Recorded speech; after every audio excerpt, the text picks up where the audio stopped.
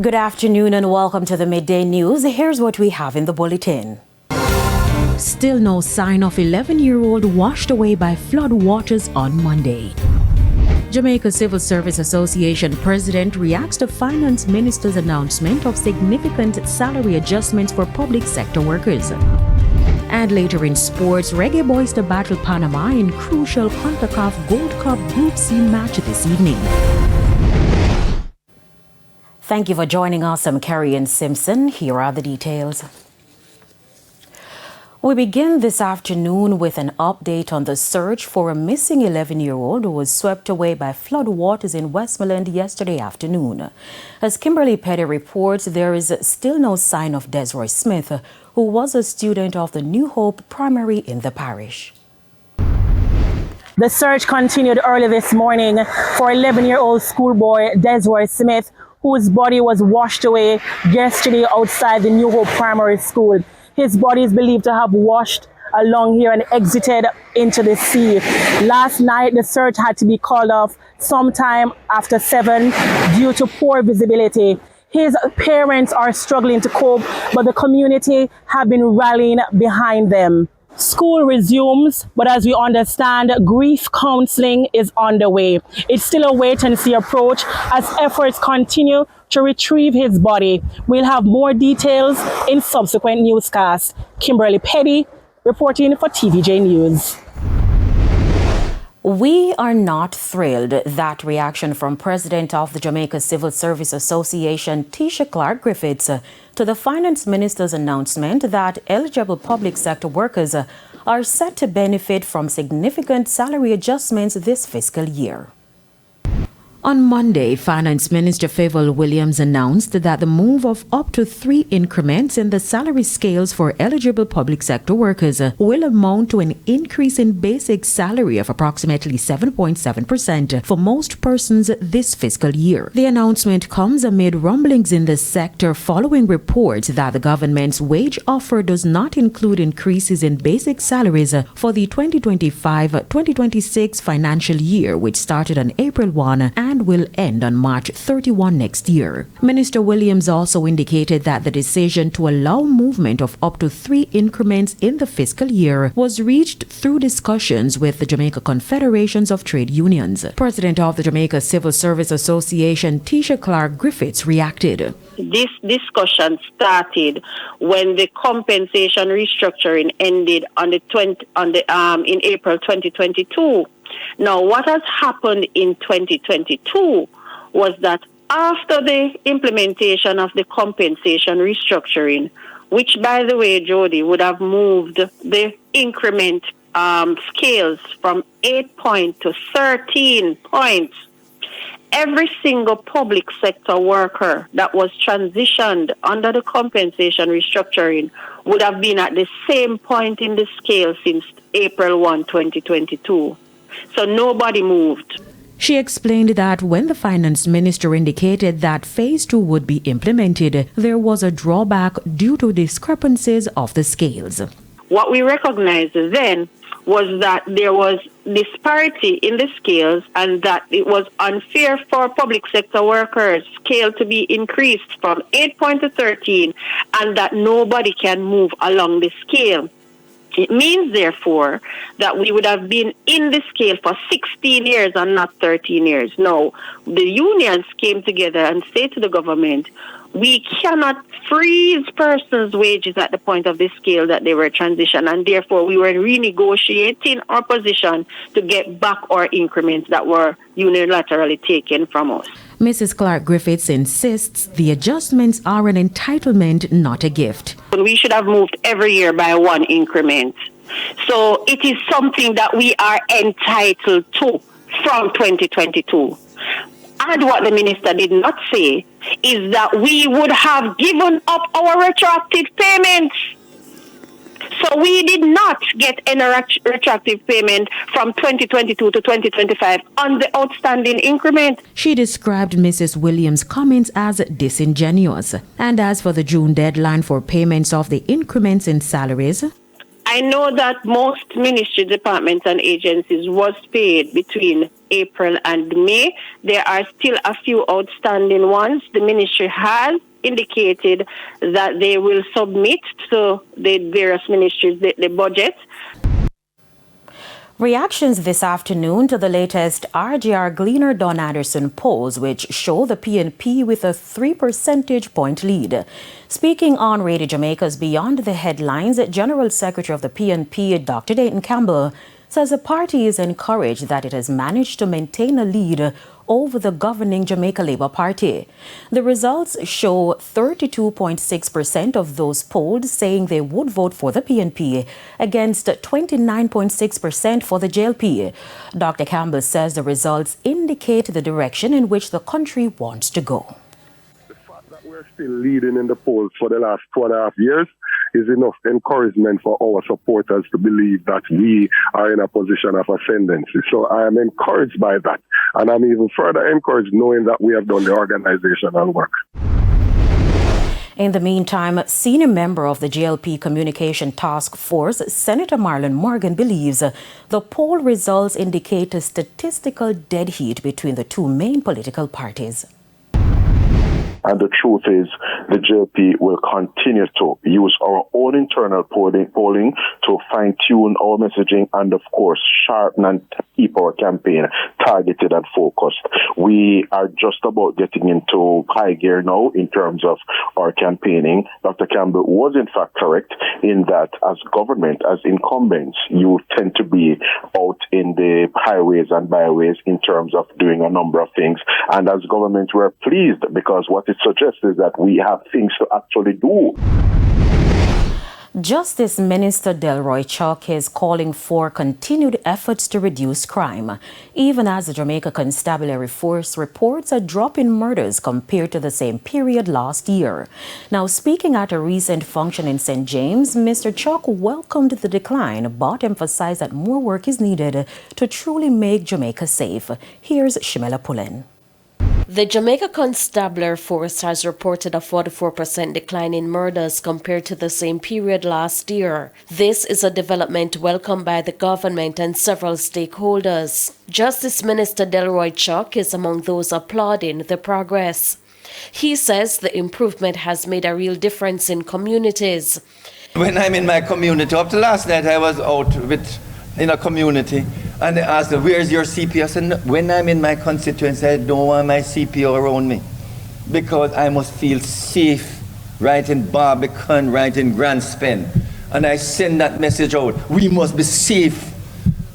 So I make sure, even though, I can call on my CPO or the police anytime, I want to feel that all of us can walk around Jamaica feeling good and safe. Mr. Chuck added that many Jamaicans living overseas are expressing a desire to return home, but ongoing concerns about crime remain a major obstacle. There are hundreds of thousands of Jamaicans who would like to return, but there were and might still be fearful. And if we can just get crime under control, many of our relatives and others will return to Jamaica to live and enjoy the beautiful climate, to enjoy the space, this Jamaica that we all love. And when you see what is happening in America, and elsewhere, we better get up, we better put out everything in order because we want to remain here. Tourists, too, he noted, are wary. He's calling on justices of the peace to become more involved in peace-building efforts to help further reduce crime across the country. People love Jamaicans, When you talk to tourists, people who have come to Jamaica and meet people in Jamaica, they love Jamaicans. And I would like to see a situation where we have some records for being the country that has reduced murder and crime the fastest over the next 5 years. And justice of the peace, that's my appeal to you. Let us see how best we can make Jamaica that safe, prosperous, productive place. Shimela Pullen, TVJ News. President of the St. Catherine Chamber of Commerce, Dennis Robotham, is again calling for historic sites in Spanish Town and surrounding areas to be transformed into tourism attractions. He believes that with the ongoing improvements in safety and infrastructure, now is the perfect time to invest in cultural tourism that can boost the local economy and showcase the parish's rich heritage. What we want the government to do now is to enhance the tourism aspect, on which we have the heritage at the site that needs to be developed and move to a higher level where we can see tourism booming. Because I believe that if it is tended to, Spanish Town and St. Catherine can almost be self-sufficient economically. Stakeholders are concerned about internet safety as artificial intelligence tools continue to take over online platforms. Our reporter Kelisha Williams is in Norway for the United Nations 20th Internet Governance Forum. If you should ask anyone in this convention center, who owns the internet? The answer is more likely to be everyone and no one. That's because in some way we all contribute to the World Wide Web. And as technology continues to advance, more and more people are internet users. In fact, according to Statista, as of February 2025, over 5.5 billion people worldwide were internet users. So with no one owning the internet and all of us basically contributing in some way, it means it's difficult to regulate, which is why there's no pressing need for internet governance. And it's why we're all here in Lillestrøm, Norway, for the United Nations 20th Annual Internet Governance Conference, which runs from June 23 to June 27. And you have participants from over 170 countries here in Lillestrøm. You have people from the private sector, your parliamentarians, NGOs, and they're basically discussing ways in which we can preserve the safe and secure use of the internet for the benefits of everyone. So I will be here until Friday, and I'll be delving deep into some of these stories. Sessions so far surrounded topics such as misinformation, disinformation, artificial intelligence, the ethics of AI really. And even a session I attended earlier this morning, they were concerned about how big tech companies are mining people's data from me and from you, and how they're basically using it to make money and people are not being compensated. So there are calls for people to be compensated when their data are mined and they're used for generative AI, for example. So as I said earlier, I'll be here until Friday, June 27, and I'll be delving deeper into some of these stories, both for midday news and for primetime news. Reporting from Lillestrøm, Norway, I'm Kelisha Williams for TVJ News. Thanks, Kelisha. Mile Gully residents are being encouraged to take responsibility for how they treat the environment. Concerns have been raised in recent months about the improper disposal and burning of household and commercial wastes, as well as the untimely collection of garbage by the National Solid Waste Management Authority, NSWMA. We know that burning them is extremely bad for the environment. But we can't keep it. We expect that our garbage will be collected. We expect that the relevant authorities will do their jobs. So we don't have to say that we are paying tax and we don't see what we are paying taxes for. So I would really hope that the authority will come in and do what they are supposed to do. Residents are being urged not to dump garbage in gullies, especially now during the hurricane season, as this could block the drains and lead to serious flooding. And it's now time for a break. Stay with us. More stories when we return.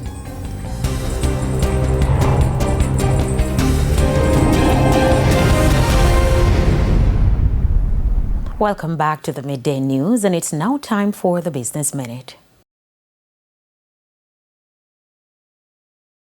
The Jamaica Stock Exchange's Micro Market Committee has held its first meeting as it begins work on developing a micro stock exchange. The new exchange will give micro enterprises the chance to raise between $10 and $50 million from institutions and the general public to help grow their businesses. The micro exchange is expected to become fully operational by the end of this fiscal year.